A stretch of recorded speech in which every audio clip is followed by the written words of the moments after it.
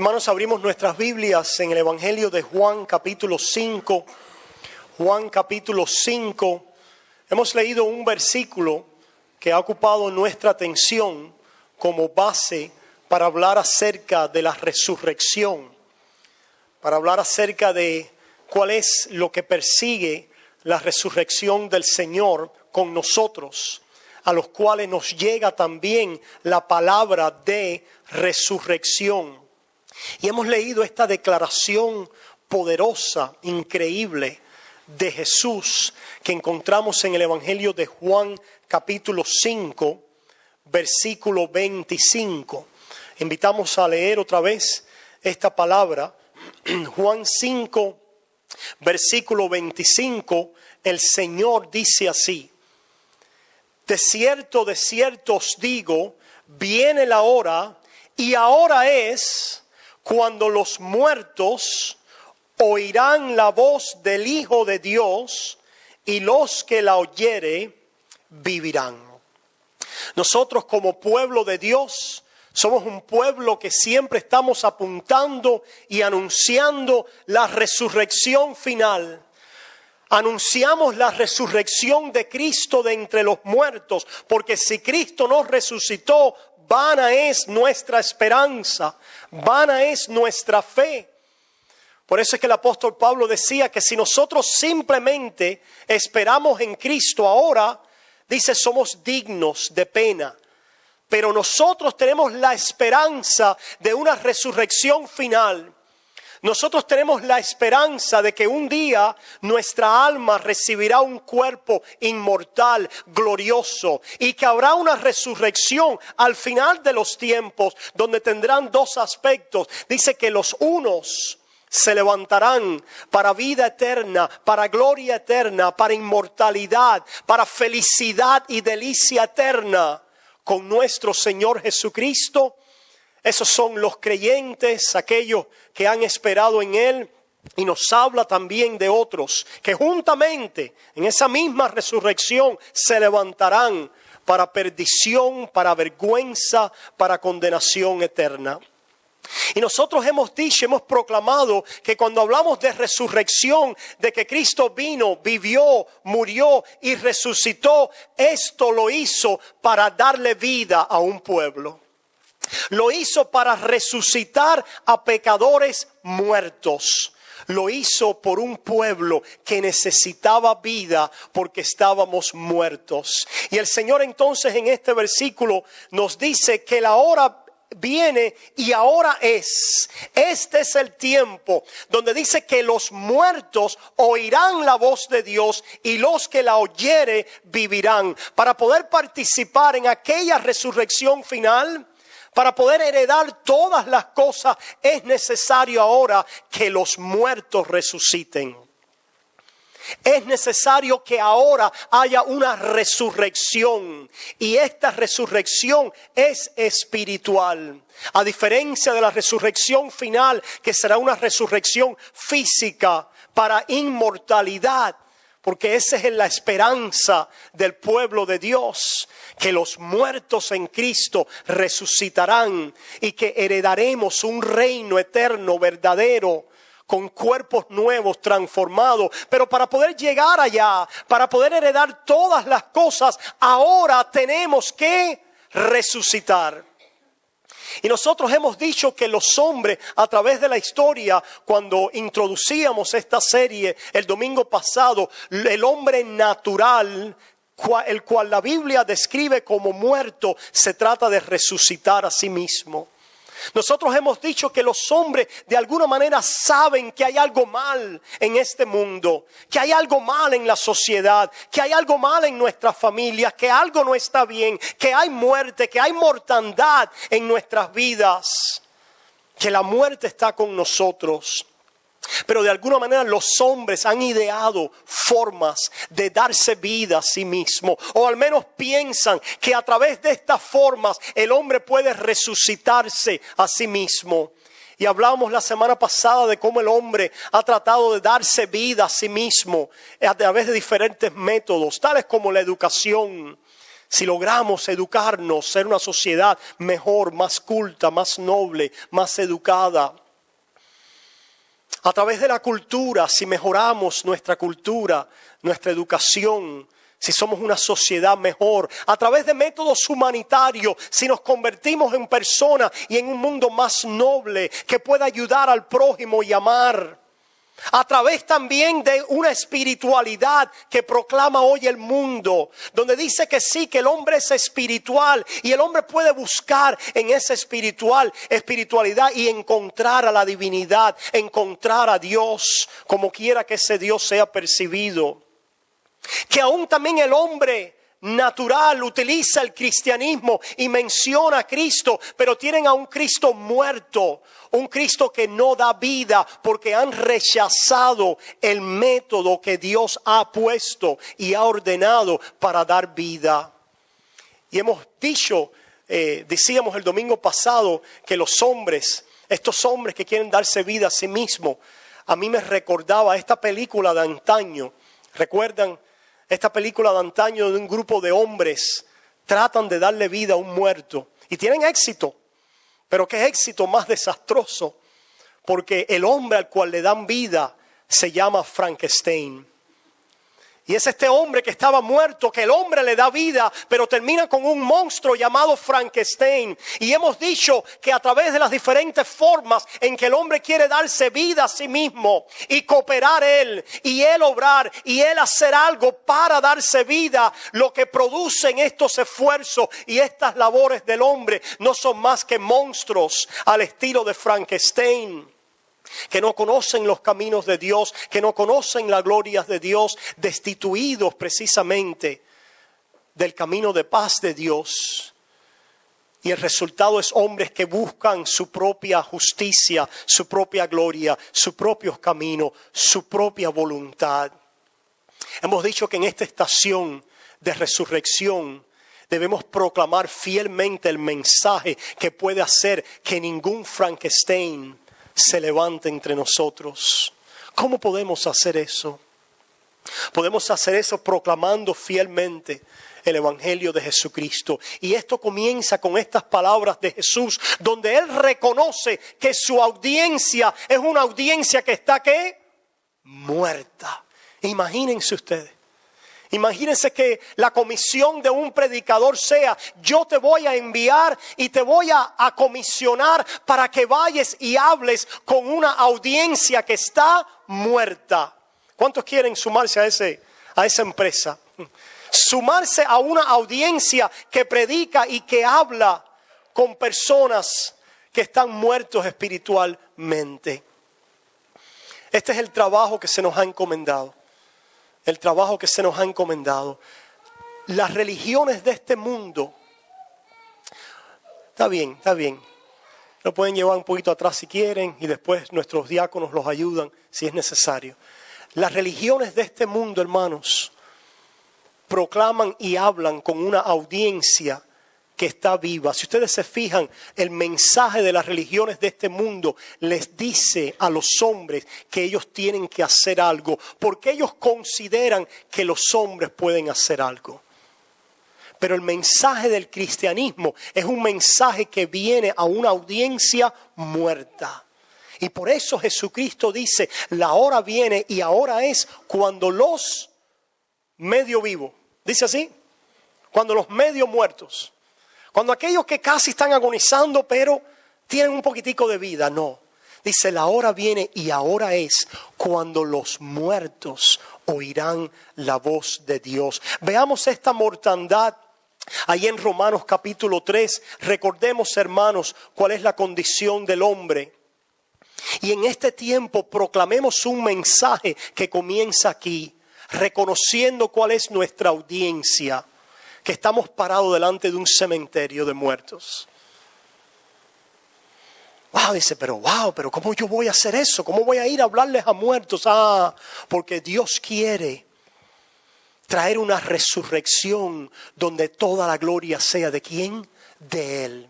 Que no sea ni tuya como predicador y que no sea tampoco de la audiencia ayudando a Dios, sino que el poder de Dios sea manifestado para dar vida a los muertos. Mira lo que dice la palabra acerca del hombre natural. Ahí en Romanos capítulo 3, el hombre que no tiene el Espíritu de Dios, aquel hombre que éramos tú y yo antes de venir a Jesucristo, nos da una radiografía del hombre muerto. Mira lo que dice la palabra en Romanos 3, comenzando en el versículo 10, como está escrito, no hay justo ni aún uno. ¿Cómo nosotros podemos no dejar que ningún Frankenstein se levante, proclamar a una audiencia que entre nosotros no hay uno que sea justo? La palabra de la Biblia, cuando el Evangelio es proclamado, le dice a una audiencia, tú no eres justo, no hay justo ninguno, entre nosotros no hay uno. De tal manera que si alguien pensaba que podía reservarse una pequeña isla de justicia para sí mismo, para entonces ayudar a Dios y para ayudar a levantarse a sí mismo con la ayuda de Dios, la palabra, el Evangelio dice, tú estás muerto y no puedes ayudarme. La salvación no depende nada en lo absoluto de ti. Yo tengo un poder para salvarte. Y ese poder comienza a ser efectivo en tu vida cuando tú oyes tu condición y cuando por el Espíritu Santo empiezas a recibir, a entender y a tener convicción de que esta es tu condición, de que estás muerto. No es hasta que entiendas eso que vas a poder oír la voz de Dios y vivir. Por eso es que dice Pablo en este pasaje, no hay justo ni aun uno, no hay quien entienda. No es lo que has pensado, no es lo que has imaginado, no es lo que has concebido en tu propio corazón. ¿Qué es lo que concibe el hombre para levantarse? Tengo que hacer algo.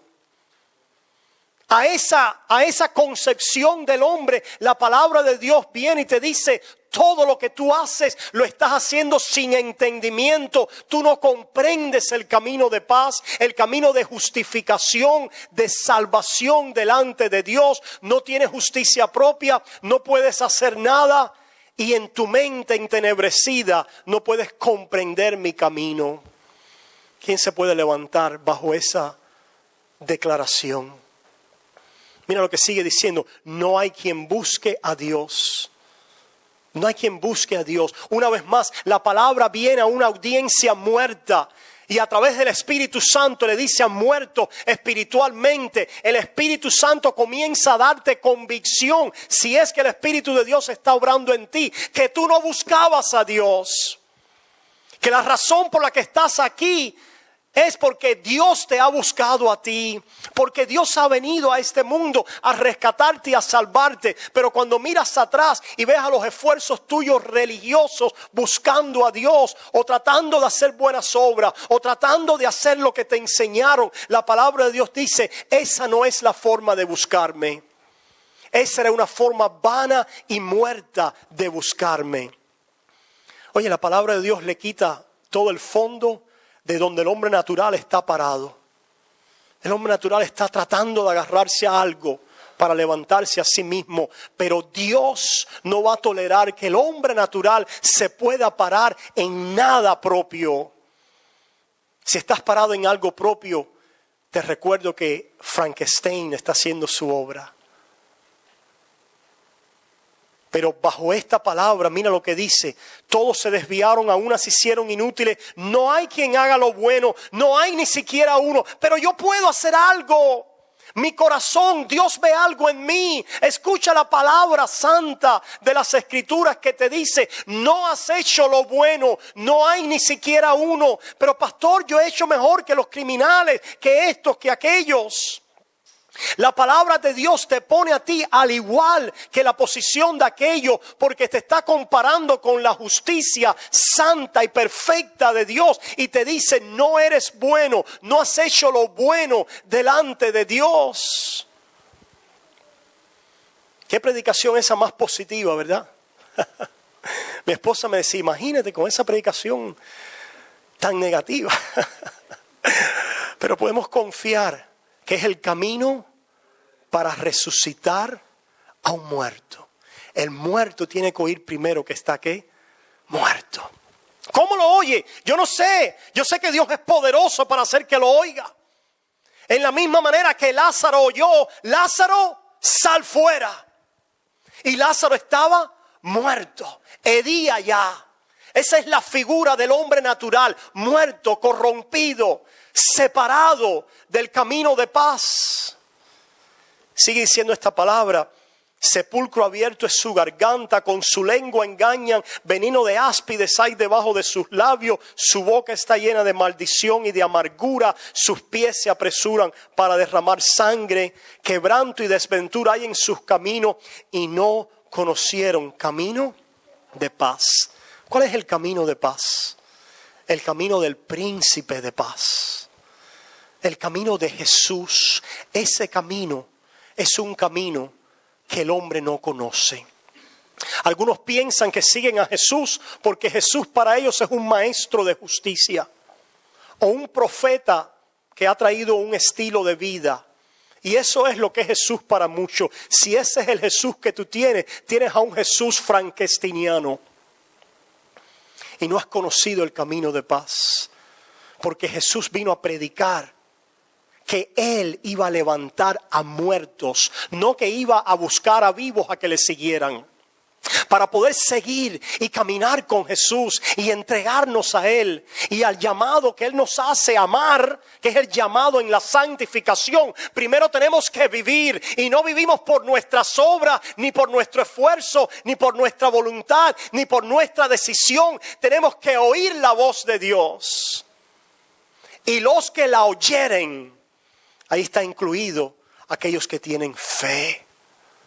Aquellos que pueden oír este dictamen sobre nuestras vidas y después oír lo que Dios ha hecho y decir: yo creo. Por eso es que dice que somos salvos solo por la ¿qué? Por la fe. Solo por gracia. Los muertos no pueden hacer nada. Lo único que pueden recibir es oídos para oír. Oídos para oír y un corazón y ojos para ver la obra que ha sido hecha a nuestro favor y decir: yo descanso en esa obra, yo descanso en esa obra, yo creo. Mantengamos en mente en este tiempo la condición del hombre. Mantengamos en mente que estamos predicando a una audiencia muerta, y esta es la gran prueba de fe. Nos vamos a levantar nosotros y vamos a ir al cementerio de este mundo a hablar con los muertos. Solo lo vamos a hacer si podemos confiar que Dios tiene un plan para salvar un pueblo para su gloria. Dios quiere salvar un pueblo y Dios no falla en su plan de salvación. ¿Sabías tú eso? Mira lo que dice el Señor en Juan capítulo 10. Allí en Juan 10, mira lo que dice el Señor, comenzando en el versículo 14. Yo soy el buen pastor. Oh, los pastores tienen una misión, ¿verdad? Y es poder guiar a sus ovejas ¿a dónde? Seguras a los pastos, traerlas al redil, guardarlas, preservarlas, protegerlas. Pues el Señor asemeja su labor redentora a la tarea de un pastor. Y el Señor dice: yo soy el buen pastor. Podemos nosotros confiar en el buen pastor, en la obra del buen pastor. Mira lo que dice: yo soy el buen pastor, Juan 10:14, y conozco mis ovejas y las mías me conocen, así como el Padre me conoce y yo conozco al Padre y pongo mi vida por las ovejas. Tengo también otras ovejas que no son de este redil, aquellas también debo traer y yo espero que oigan mi voz. Yo confío que, bueno, a lo mejor esas ovejas, yo espero, porque están vivitas ahí, algunas pueden con una patica, y yo espero que ellas oigan mi voz. Eso es lo que dice. Y oirán mi voz. Podemos nosotros confiar que Dios va a salvar un pueblo, que las ovejas oirán su voz. Dice: mis ovejas oirán mi voz y habrá un rebaño y habrá un pastor.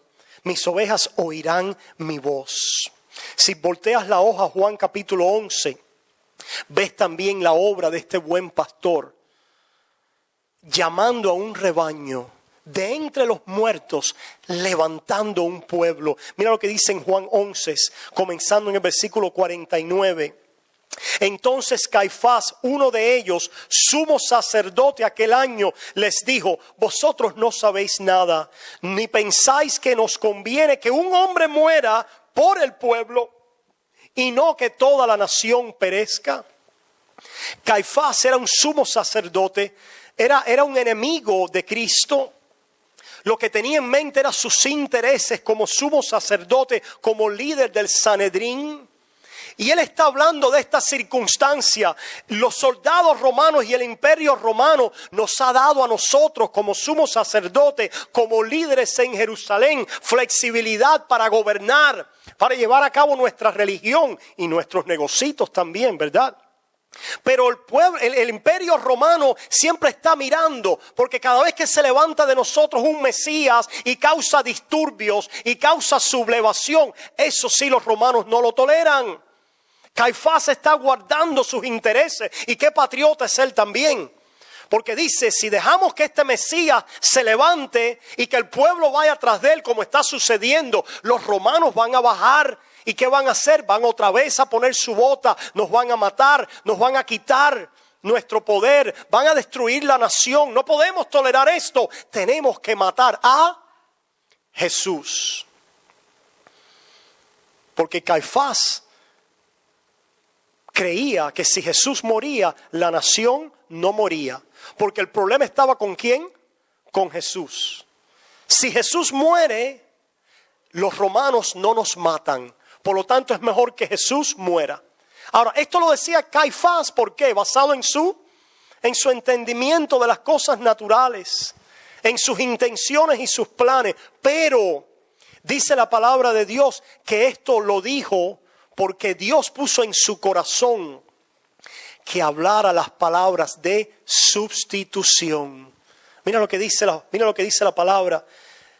Versículo 51. Esto no lo dijo por sí mismo, sino que como era el sumo sacerdote aquel año, profetizó que Jesús había de morir por la nación. ¿Está profetizando Caifás de su propia intención de dar una profecía de Dios? No. Pero el Dios que gobierna los corazones, las mentes y las voluntades de los hombres es capaz de, a través del sumo sacerdote, que es el que debiera estar reconociendo al Mesías. Estos líderes son los que debieran haber reconocido la visitación del Mesías. Ellos conocían la palabra, ellos conocían las escrituras, ellos deberían estar deseando juntar a la nación, salvar a la nación, proteger a la nación. Pero estaban como aves de rapiña por sus propios intereses, porque eran muy religiosos por fuera, pero Jesús les describe su verdadera condición y les dice: ustedes son sepulcros blanqueados. Ese es el corazón del hombre sin Dios. Oh Jerusalén, Jerusalén, que matas a los profetas. Cuántas veces yo quise, ¿verdad?, recogeros como una gallina recoge a sus pollinos, mas ustedes no quisieron. ¿Qué está diciendo Jesús? Que Él falló en su obra de recoger a sus pollinos. De ninguna manera. Esto es un cargo contra los principales y los escribas y los fariseos que matan a los profetas. Esta es esa Jerusalén, los líderes, que dice que cuando hacen y toman a un discípulo, lo convierten en 100 veces más hijos del infierno. Y así hacían estos hombres. No entraban ni dejaban entrar tampoco. Pero hay un buen pastor que viene al rescate. Hay un buen pastor que aunque les dice: ustedes no quisieron recoger a los pollinos, yo sí los voy a recoger. Yo sí los voy a recibir. Y esto lo dice la palabra. Y Juan dice, no lo dijo de él mismo, sino como era el sumo sacerdote, profetizó que Jesús había de morir. ¿Por quién muere Jesús? Por la nación. ¿Cuál es la nación? ¿La nación qué? Judía. Jesús muere por la nación.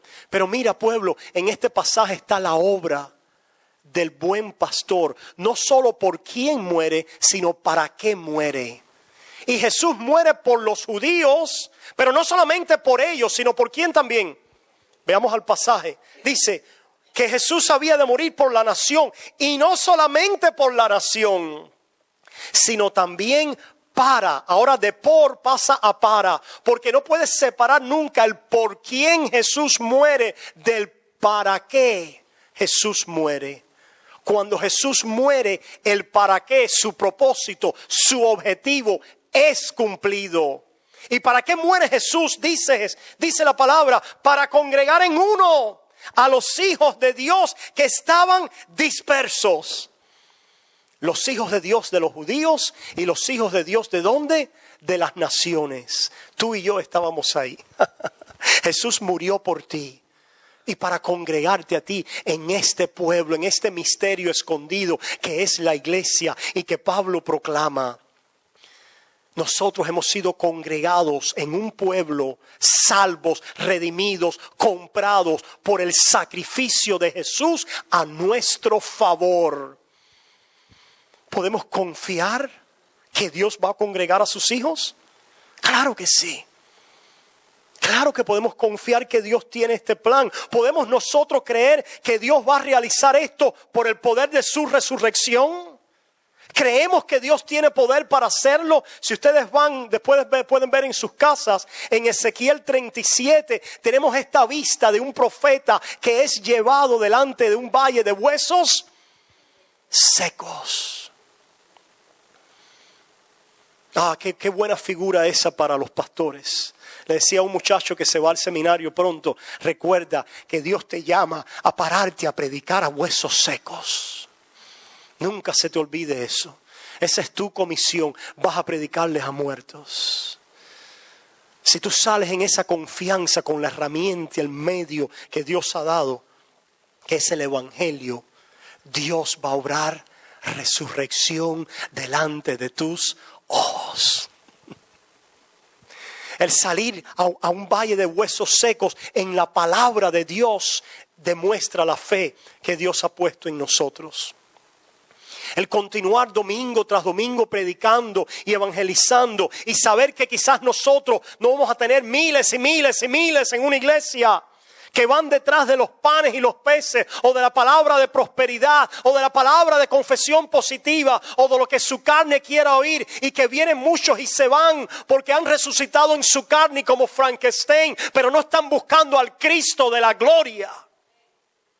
Y no han reconocido que han salido de un valle de huesos secos, de mortandad, y no glorifican y alaban a Dios por la obra del Evangelio. Si nosotros tenemos esa confianza, podemos salir en seguridad. Y así el profeta, Dios le pregunta, ¿pueden estos huesos vivir? Bueno, ¿qué respuesta darían los hombres hoy? Bueno, si queda algo de vida en ellos, ellos viven. El libre albedrío de los huesos. ¿El libre albedrío de los huesos? Oh sí, los hombres tienen una voluntad, pero esa voluntad está esclavizada al pecado. Y está en tiniebla, y no desean las cosas de Dios, y no buscan los caminos del Señor, y no conocen el camino de paz. A lo mejor lo que conocen es religión y la obra humana para justificarse por ellos mismos. Pero la palabra de Dios viene al profeta y le dice, ¿pueden estos huesos vivir? Y las palabras de Jesús nos recuerdan, los muertos oirán la voz de Dios, y los que la oyeren, el milagro del nuevo nacimiento.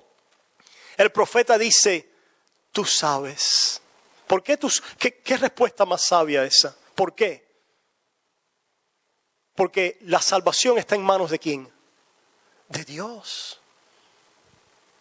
Dios soberanamente salva a quien Él quiera salvar. Mira lo que dice también en Juan 5:21.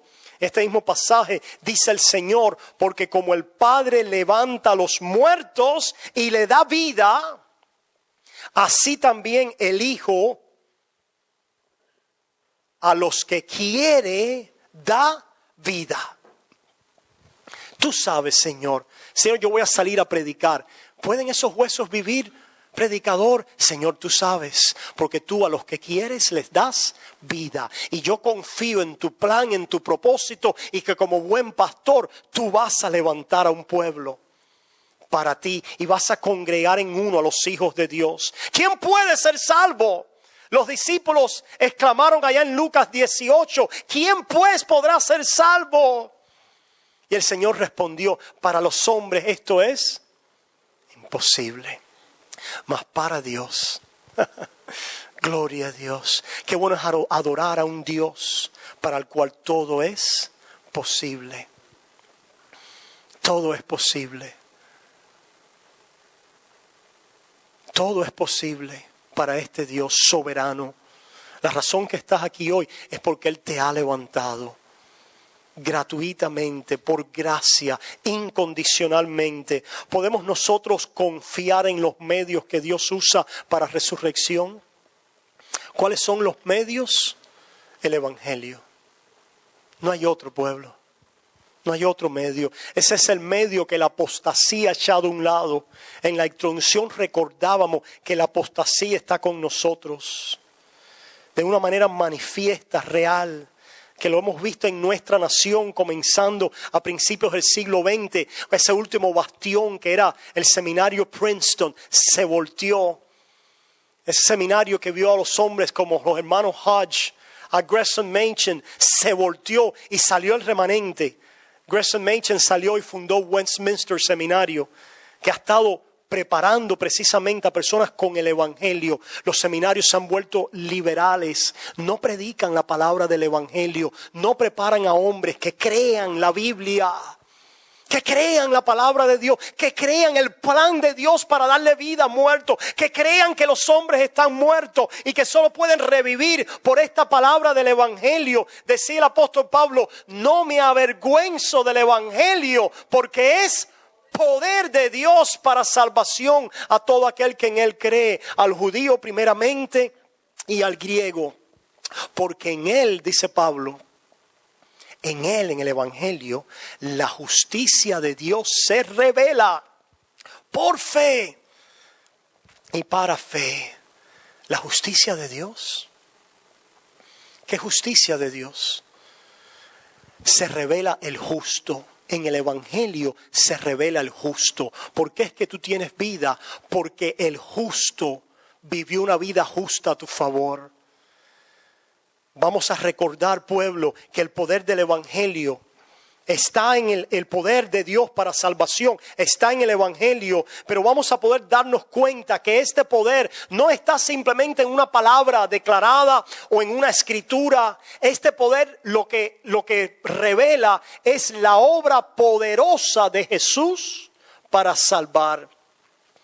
Esa obra poderosa de Jesús, vayamos un momentico a Primera de Pedro. Mira lo que dice Primera de Pedro capítulo 2. ¿Dónde está el poder para resucitar, para dar vida a muertos? Primera de Pedro 2, versículo 24. Primera de Pedro 2, versículo 24 dice así: quien llevó él mismo nuestros pecados en su cuerpo. ¿Qué proclamamos en el Evangelio? ¿Y dónde está el poder? Que hubo uno que llevó nuestros pecados sobre sus espaldas, cargó nuestra deuda de muerte. Dice, quien llevó él mismo nuestros pecados en su cuerpo sobre el madero, para que nosotros, estando muertos a los pecados, vivamos a la justicia, y por cuya herida fuisteis sanados. ¿Hay algún mandamiento aquí? ¿Recuerdan ese mensaje? ¿Hay algún mandato aquí? Ninguno. Todo lo que hay son declaraciones de evangelio, de buenas noticias, de gracia, lo que Dios ha hecho. El programa de Dios para dar vidas a los muertos son las declaraciones de gracia, que el alma muerta, pero vivificada en el Espíritu, ve y dice, esa obra fue hecha por mí. Yo era ese muerto, pero Cristo murió para con su muerte vencer mi muerte. Hay una obra de un bautista puritano, John Owen, que se llama La muerte de la muerte. La muerte de la muerte. O vida por su muerte, creo que es en español. En inglés se llama The Death of Death. La muerte de la muerte. ¿Qué quiere decir eso? Cuando Jesucristo murió, nuestra muerte murió. Nuestra muerte fue condenada, juzgada, echada a un lado en la muerte de Cristo. Esa es la obra de Dios a nuestro favor. Porque Él vive, porque Él murió y porque Él vive, ya yo no muero y yo vivo en Él. Ese es el poder del Evangelio.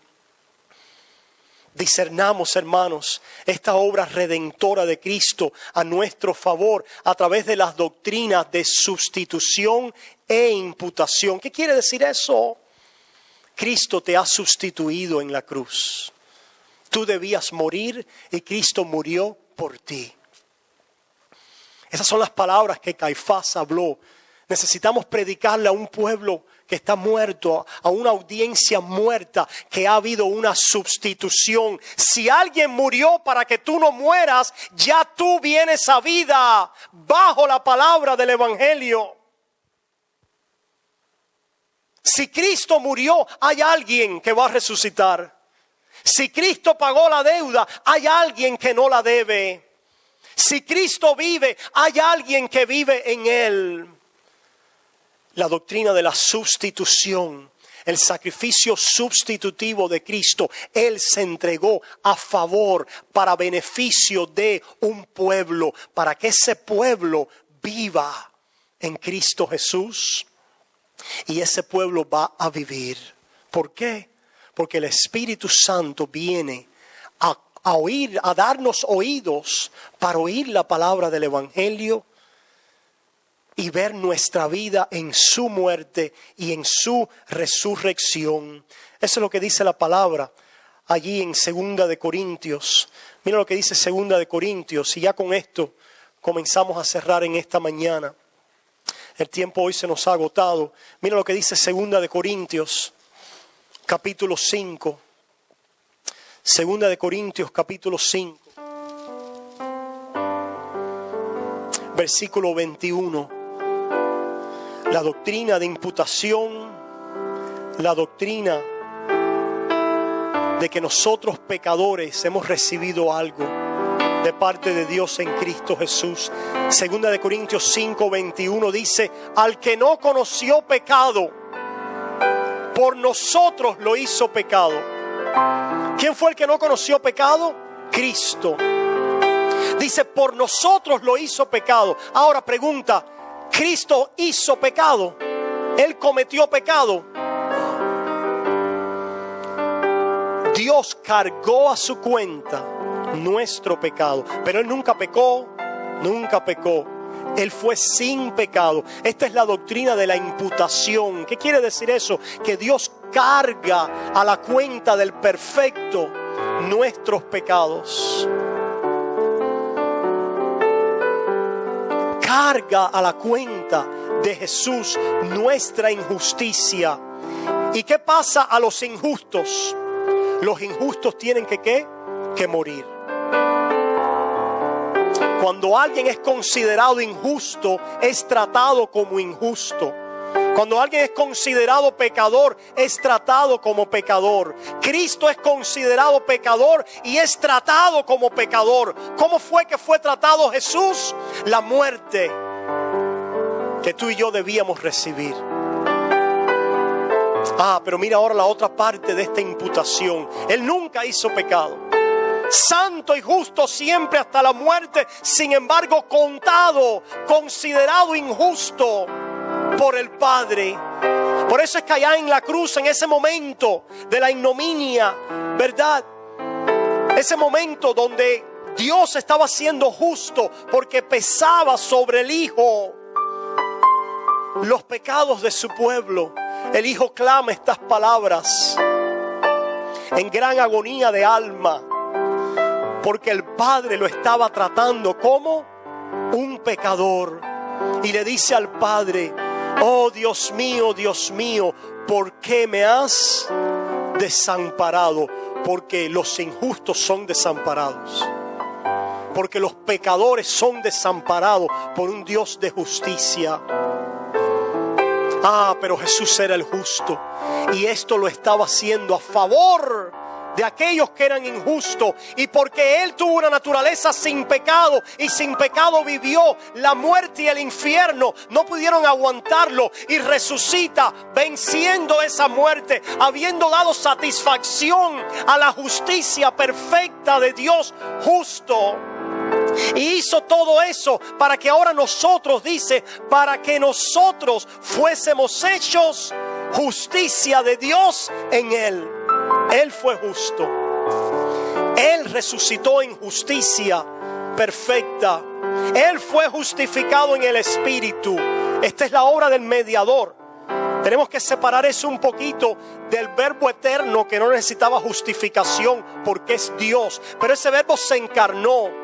Y ese verbo, como mediador, obedeció en su carne perfectamente a la ley y resucita, porque el justo no puede quedar caído. El justo, ¿qué pasa? Hereda vida eterna. El justo pertenece al lado del santo. El justo hereda todas las cosas. El justo entra en los cielos. Entonces ahora nosotros, dice, que hemos sido hechos justicia de Dios en Él. ¿Qué quiere decir eso? Esa justicia que yo no tenía es cargada, ¿qué? A mi cuenta, a mi favor. Yo soy considerado como justo en Cristo.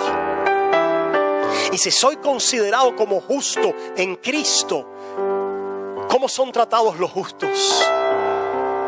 Heredan el reino eterno. Entran en el cielo. Ese es el evangelio, hermanos. Hermanos, en esta estación proclamemos que Dios ha hecho esto por un pueblo. Proclamemos que Dios ha venido a salvar a pecadores, de los cuales yo soy el primero. Proclamemos la seguridad de esta salvación y hagámoslo, hermanos, con deseo. Hagámoslo, hermanos, con ahínco. Vayamos a buscar a las ovejas porque están preparadas. Los campos están listos para la siega. ¿Quién se va a unir conmigo y con el grupo de hermanos a salir a buscar a estas ovejitas? Ellas van a escuchar la voz, así como tú y yo la hemos escuchado. Oramos. Amante Padre, te damos gracias. Gracias por tu obra salvadora.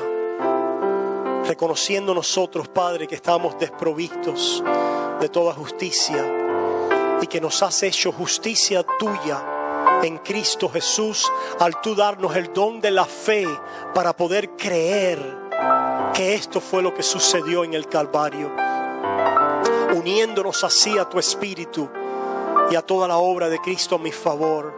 Oh Señor, ayúdanos a salir a este mundo con ese mensaje, apuntando al amor de Dios que está en esa cruz a favor de un pueblo. Que si hay algún alma en esta mañana que pueda ver a esa cruz y pueda en esa cruz ver al Hijo de Dios que lo amó y se entregó a sí mismo por él. Esa palabra de hoy te dice: cree en el Señor Jesucristo, arrepiéntete de tu propia justicia, voltéate en lamentación por tus pecados, pero escucha la buena nueva de que esto lo hice por ti. ¿Crees tú esto? Si tú lo crees, has pasado de muerte a vida. Salgamos y nosotros que éramos muertos, nosotros que éramos mendigos, vayamos a decirles a otros muertos y a otros mendigos dónde hemos encontrado vida. Donde hay resurrección, donde hay gozo, donde hay paz para el alma. Oh, en esta estación, pueblo, tanta zozobra en este mundo, tanta incertidumbre, tanto sufrimiento. Mas, pueblo de Dios, en esta estación recordemos las promesas del Evangelio. En esto os alegráis. Aunque sea necesario, si es necesario, por un poco de tiempo tendráis que ser afligidos en diversas pruebas. Mas en esto os alegráis, en que hemos recibido una herencia incorruptible, que somos guardados por el poder de Dios mediante la fe para esta herencia en los cielos. Alegrémonos, hermanos. con estas palabras. Alegrémonos con el reino que nos ha sido dado. Reinamos ahora con Cristo y se acerca la consumación final de todos los tiempos, donde la segunda resurrección escucharemos esa voz del Señor, en la cual nuestros cuerpos serán levantados, porque un día la oímos en nuestra alma. Señor, a ti te damos la honra, la gloria, la alabanza y el poder. Bendice nuestra comunión, Señor, y los alimentos que ahora vamos a compartir. En el nombre de Jesús. Y el pueblo de Dios dice: amén